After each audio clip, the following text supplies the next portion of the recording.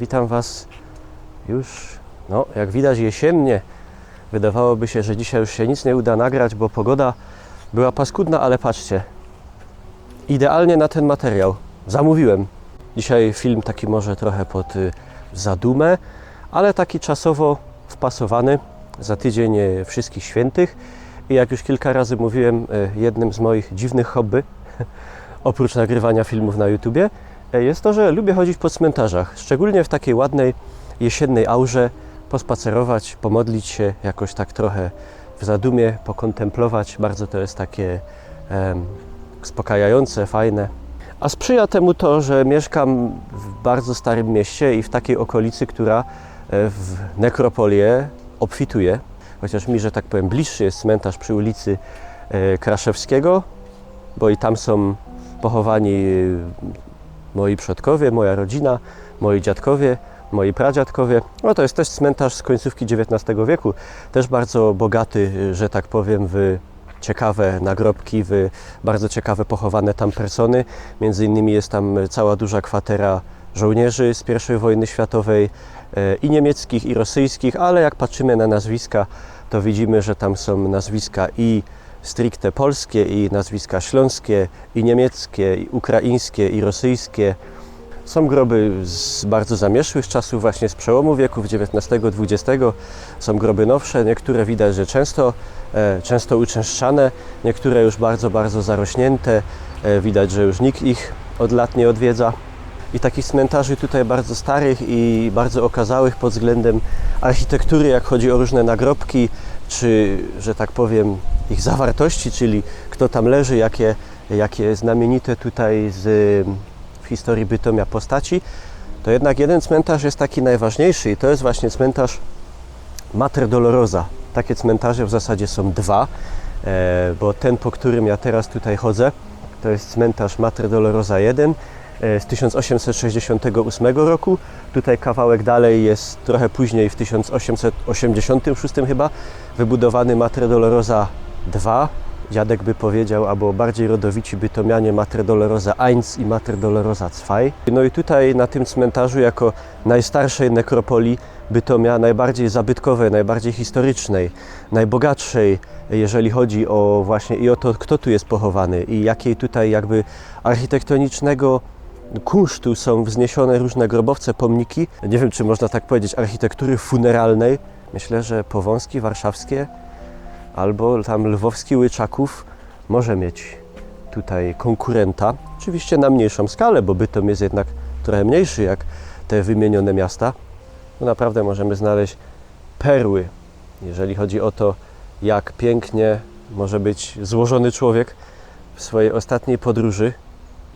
Tu, jak za mną widzicie, przede wszystkim na środku tego cmentarza mamy ogromną, piękną kaplicę z 1882 roku, zaprojektowaną przez świetnego wiedeńskiego architekta Hugo Hera.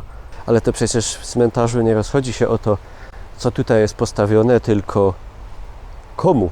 Na tym cmentarzu spoczywa tyle zacnych postaci zasłużonych w historii Bytomia czy Górnego Śląska, że na pewno nie dam rady tutaj wymienić wszystkich. Też zacnych bardzo osobowości i całych rodzin gdzieś tak z przełomu XIX-XX stulecia na skalę miejską, jakichś bogatych kupców, jakichś rzemieślników, jakichś właścicieli nieruchomości zacnych. Zresztą zaraz zobaczymy. To też jest znamienne, że w tamtych czasach ludzie bardzo często lubili na nagrobku napisać, kto kim był. Także tutaj mamy pana Augusta Richtera i panią Johannę Richter. Hier ruht in Gott, meine liebe Mann und guter Vater, der Eisenbahnschaffner. Czyli tu spoczywa w Bogu mój kochany mąż, nasz dobry ojciec. Tutaj gdzieś pod murem taka niepozorna tablica, a jak bardzo zasłużonej postaci tu na Górnym Śląsku Józefa Galusa, pisarza ludowego, drukarza, redaktora pisma Katolik. No i tutaj chyba po tej stronie, pod starym zresztą nawet zabytkowym murem, ta najbardziej okazała część, jak i postaci. Mamy na przykład doktora Alfreda Stefana, nadburmistrza Bytomia, do roku 24 grobowiec rodziny Spyrów. Jak tu głosi napis Ruhestätte der Familie Mühlenbesitzer Spyra, czyli posiedzicieli młyna.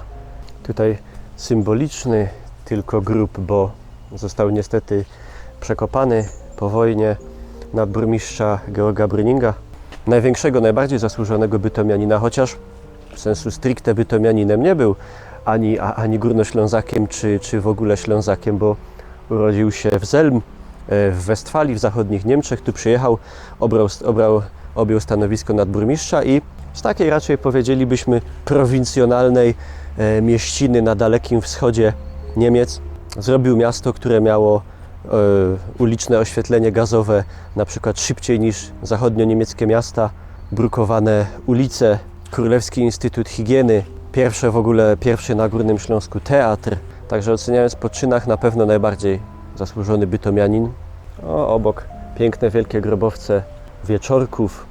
Tutaj rodzina Schwidernochów, pan Adolf, pani Marie. Kaufmann, czyli pan Schwidernoch był kupcem, rodzina Kralów.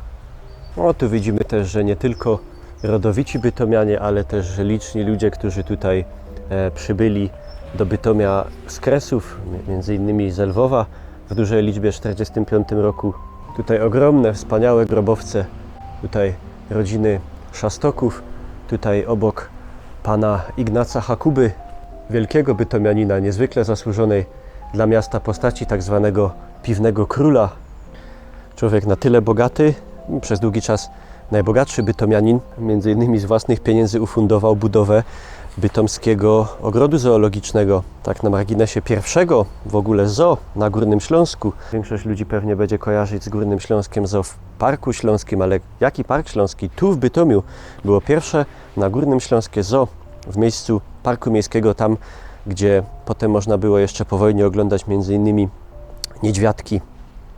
Tu ten klimat XIX-wiecznej nekropolii z tą wybrukowaną drogą, z tymi stylizowanymi na stare latarniami, z tymi pięknymi, wielkimi grobowcami, jest myślę unikalny na skalę, nie tylko Bytomia, czy nie tylko nawet Górnego Śląska.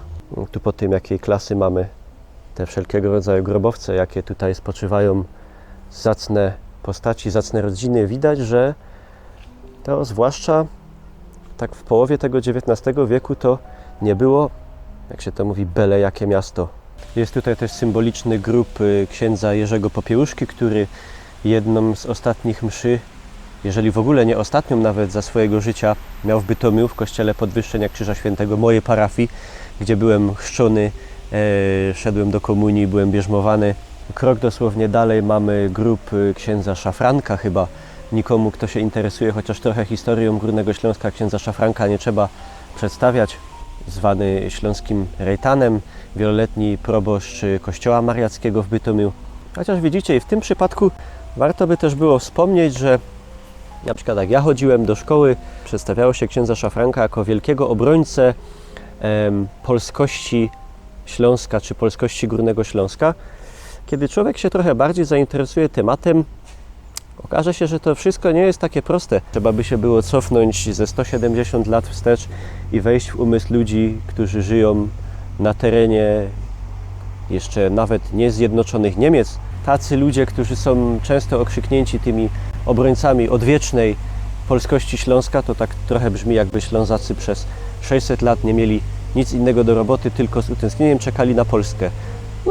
Nie zawsze to tak wyglądało. Ale na przykład nikt już nie mówił, że ksiądz Szafranek w konstytuancie pruskiej w 1848 roku jasno mówi, że mieszkańcom Górnego Śląska, jak chodzi o zachowanie polskości, chodzi im tylko i wyłącznie o zachowanie języka, czyli żeby w domu mogli godać normalnie po naszemu, po śląsku, w kościele, żeby mogli się modlić, śpiewać po polsku, żeby mogli załatwić jakieś podstawowe sprawy w urzędzie po polsku, po prostu żeby nikt ich na siłę nie germanizował i nie kazał im przechodzić na język niemiecki. Jednocześnie tych ludzi kompletnie nie interesowały jakieś dążenia niepodległościowe, na przykład Polaków mieszkających w Poznańskim, czy często nie czuli kompletnie żadnego związku jakąś Polską czy narodem polskim. Tu na Śląsku nic nie jest nigdy czarno-białe i wszystko jest zawsze skomplikowane.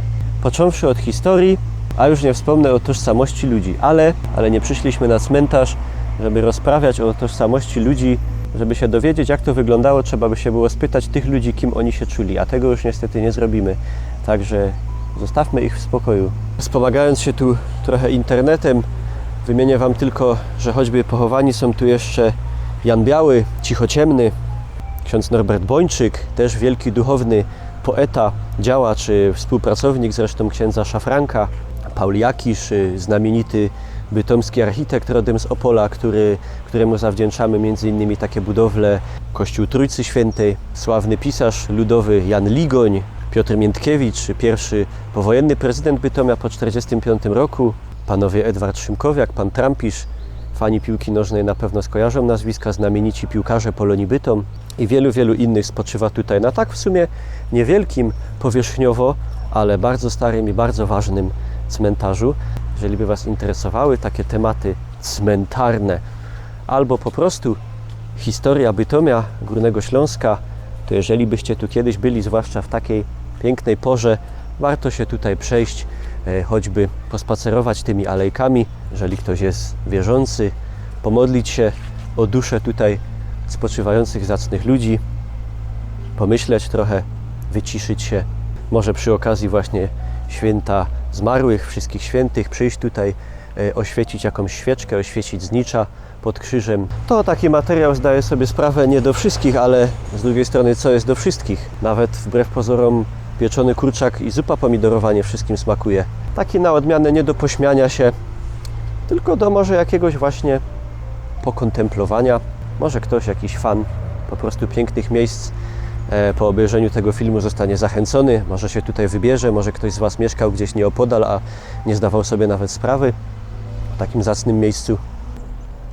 Także jak się udało Wam coś znaleźć wartościowego dla siebie w tym materiale, to można zostawić jakąś łapkę i do zobaczenia.